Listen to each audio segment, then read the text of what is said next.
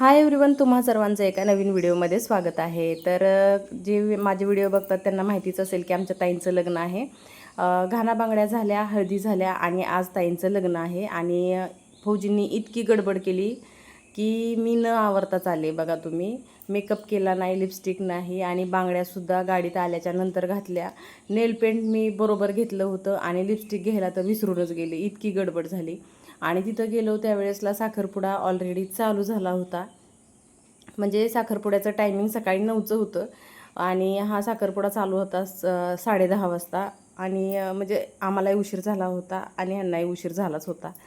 आणि आम्ही घरातून तरीसुद्धा 9:15 वाजता निघलो होतो. ठाण्याला लग्न होतं, थोडंसं लांब होतं आणि ट्रॅफिकमध्ये अडकल्यामुळं आम्हाला पण उशीर झाला होता. आणि ताईंचा हा लूक होता साखरपुड्याचा, जो की खूप जास्त सुंदर होता आणि ताई खूप जास्त सुंदर दिसत होत्या. आणि साखरपुड्याला वेळ झाल्यामुळं हळदीच्या टायमिंगला जो मेकअप होणार होता तोही खूप कमी वेळात होणार होता. तरीसुद्धा जी मेकअप आर्टिस्ट होती तिनं खूप छान मेकअप केला, तुम्ही बघू शकता. हेअरस्टाईल पण खूप जास्त सुंदर केली होती.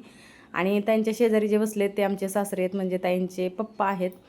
आणि हा लूक तुम्हाला कसा वाटला आणि कुठला लूक चांगला वाटला कमेंट करून नक्की सांगा. मला ताईंची ही हेअरस्टाईल खूप जास्त आवडली होती. त्यांचे केस पण खूप जास्त मोठी आहेत, तुम्ही बघू शकता. आणि कर्ली करून इतकं छान मेकअप केलं होतं ना त्यांचं. मग हळदी चालू झाल्या आणि ताईंचे मिस्टर पण तुम्ही ह्या व्हिडिओमध्ये बघा, कारण जे कालचे 2 व्हिडिओ आले होते ते घरचे होते, हळदीचे आणि गाण्याचे. आणि जोडा कसा दिसतोय कमेंट करून पण सांगा. आणि त्याच्यानंतर मी हळदी लावायला गेले आणि मी म्हणजे रेडी होऊन जायला पाहिजे होतं, पदर व्यवस्थित खोचून जायला पाहिजे होतं. आणि एकदा हळद लावायला गेल्याच्यानंतर तिथं खूप जास्त गडबड असते, सगळ्यांना फोटो काढायचे असतात आणि वेळ झाला होता त्यामुळं थोडीशी गडबड पण चालू होती. आणि मी पदर खोचून गेलेच नाही, त्यामुळं आहे ना थोडासा इथं व्हिडिओ व्यवस्थित आलाच नाही. जेवढा आला आहे तेवढा मी टाकते बघा. आणि हळद लावल्याच्यानंतर फोटोही काढला. ताई म्हणतो त्या फोटो काढल्याशिवाय जाऊ नका वहिनी. आणि मग मी नंतर इथं फोटो काढला. त्याच्यानंतर आमची फॅमिली आली. आणि म्हणजे खूप जास्त वेळाने, कारण मी लवकर गेले होते स्टेजवरती आणि खूप जास्त गर्दी पण झाली. आणि नंतर हे जे समोर आहेत ते माझे सासरे आहेत आणि मागं फौजी आहेत माझे मिस्टर.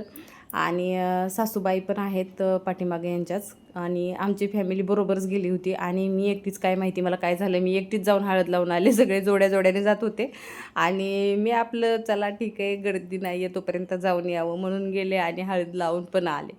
असं असतं माझं काम. आणि आल्यावर परत वाटत होतं नाही, फौजींबरोबर जायला पाहिजे होतं, कारण त्यांच्याबरोबर व्हिडिओ झाला असता, फोटो झाला असता. म्हणून काही हरकत नाही, मी अगोदरच जाऊन आले होते. आणि ह्या येलो साडीमध्ये आहेत त्या माझ्या सासूबाई आहेत. हळदी झाल्यानंतर खूप जास्त गरम होत होतं म्हणून आम्ही गेलो होतो ज्यूस प्यायला ताईंबरोबर, म्हणजे ह्या माझ्या नंदुबाई आहेत. सांगत जायचं असं बिगिनर ज्यूस प्यायला आले, रस प्यायला ये म्हणलं माय. हॉलमध्ये खूप जास्त गरमी होत होती, फॅन आहे तरी सुद्धा जास्त गरम होत होतं, म्हणून आता आम्ही आलोय झाडाखाली बसायला. आणि वडाचं झाड आहे, खूप छान झाड आहे. हां, वडाचं झाड आहे, खूप छान झाड आहे. वडाच्या झाडाला पण कान असते, ते कळले आता. हे बघा, वडाचं झाड केवढं मोठं आहे. आणि हा जो ज्यूस होता ना, हा मोसंबी आणि पायनॅपलचा होता.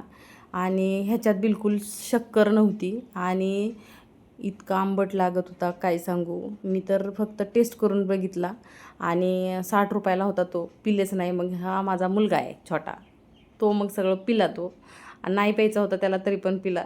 आणि त्याच्यानंतर इथं जलजिरा खात होता तो. मी म्हणत होते कशाला खातोय काय माहिती, त्याला असं जलजिरा आवडतं आणि मी कधी घेत नाही. आणि आमच्या नंदबाईंचा मुलगा आहे ना, तो घेऊन आला होता, माझा भाचा. मग हा इथं खात होता. आणि बघा ना कसं तोंड करतोय, इतकं म्हणजे ते आंबट लागत असेल. ह्याची टेस्ट मला माहिती नाही जलजिऱ्याची कशी आहे, कारण जलजिरा पाण्यात टाकून पितात हे माहिती आहे, मी आजपर्यंत कधी पिलेच नाही. पण ह्याला काय आवडत होता काय माहिती. आणि ज्यूसपेक्षा त्याला हे जलजिरा खूप जास्त आवडलं, कारण शिवला पण जास्त आवडतं आणि शिवला बघूनच सगळं करतो हा. मी शिवला सांगत असते जसं तू करतो तसंच त्याला करायला आवडतं, त्यामुळं तू थोडंसं हे होऊन राजा. तर तो लगेच बघा जलजिऱ्याचं पॅकेट कसं लगेचच लपवत होता. आणि ह्याचं इकडं काय चाललं आहे बघा. मला म्हणत होता, मी म्हटलं हे जलजिरा का पितोय, तर ते म्हणतो नाही का तसलं स्नोकिंग असतं मम्मा, स्नोकिंग असतं. त्याला काय म्हणतात गं. तर मी म्हटलं स्नोकिंग काय असतं मला लवकर कळालंच नाही. आणि नाही मला म्हणतोय ते नाही का फू फू करतात ते स्नोकिंग. अरे म्हटलं ते स्नोकिंग नसते, स्मोकिंग असते. हां मग हसत होता, त्याला कळालं म्हणून. आणि मला पण हसायला आलं, स्नोकिंग म्हणत होता म्हणून. आणि त्याच्यानंतर आम्ही लग्नाला गेलो. अर्धा तास बसल्याच्या नंतर मग लग्नाचा मेकअप चालू होता ताईंचा. तोपर्यंत इकडं आमचं फोटोशूट चालू होतं. आणि ह्या माझ्या सासूबाई आहेत, त्या तिघी ज्या आहेत ना त्या म्हणजे ह्यांच्या चुलत्या आहेत आणि त्यातल्या एक माझ्या सासूबाई आहेत, म्हणजे तिन्ही सासूबाईच आहेत माझ्या. आणि त्याच्यानंतर मग इथं आले सासरे आणि ते पण फोटो काढत होते. त्यामुळं ह्यांचं फोटोशूट चाललं होतं. त्यावेळेसलाच मी व्हिडिओ काढून घेतला, कारण असं कार्यक्रम असला तर सगळे एकत्र येतात म्हणून. आणि त्याच्यानंतर अक्षदा वाटायचं काम चालू होतं आणि इकडं नवरदेव आला होता.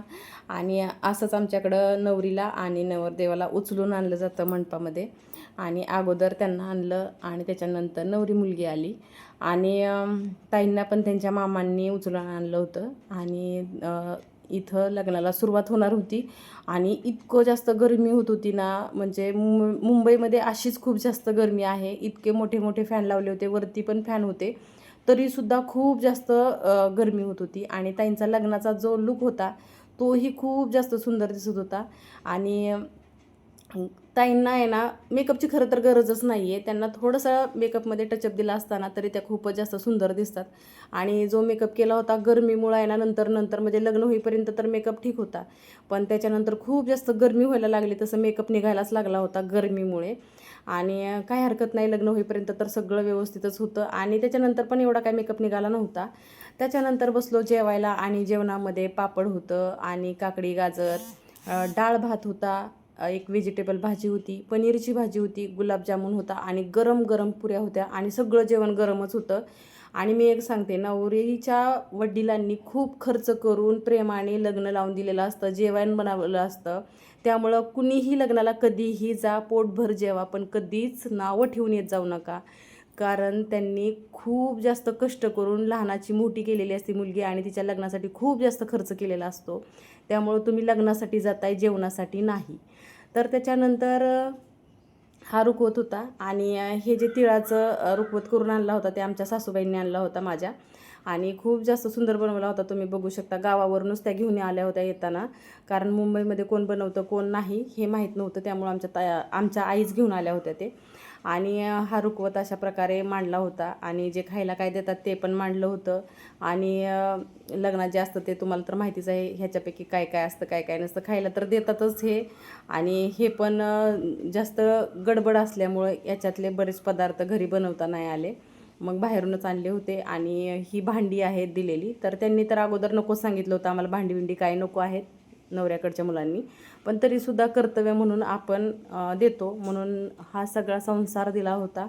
आणि त्याच्यानंतर हे कपाट पण दिलं आहे. आणि जे सगळं सामान ठेवलं आहे ते बेडवरती ठेवलेलं आहे, तुम्ही बघू शकता.